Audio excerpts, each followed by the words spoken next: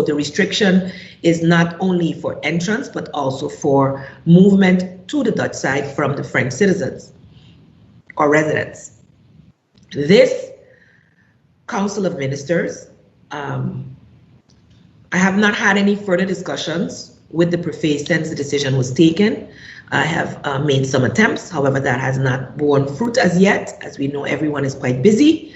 However, I will continue to look forward to further discussions, as we as St. Maarten in our previous discussions did have very fruitful ones in terms of aligning our protocols.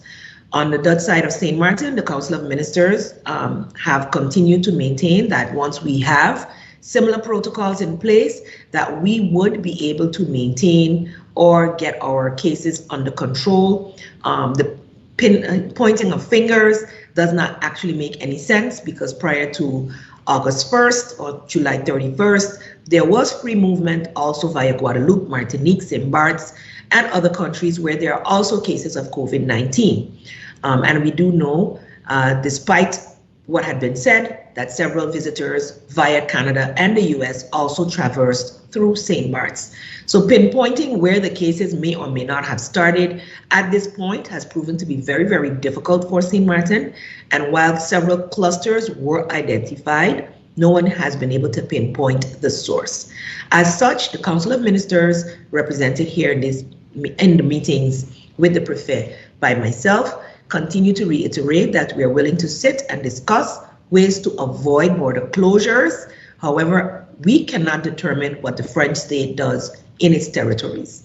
So we will continue to dialogue to ensure that it does not last as long as projected. They did mention in our conversations that no more than 2 to 3 weeks.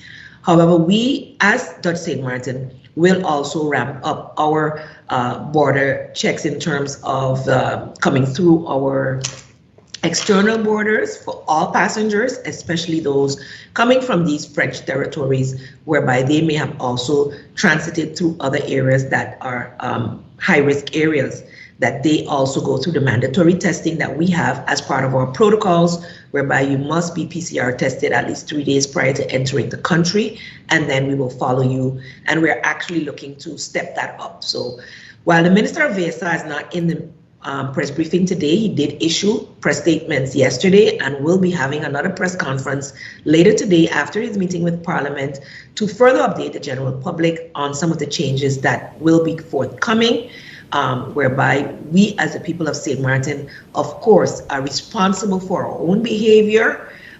We are not, as much as we are one island, we cannot mandate constitutionally what happens on French St. Maarten.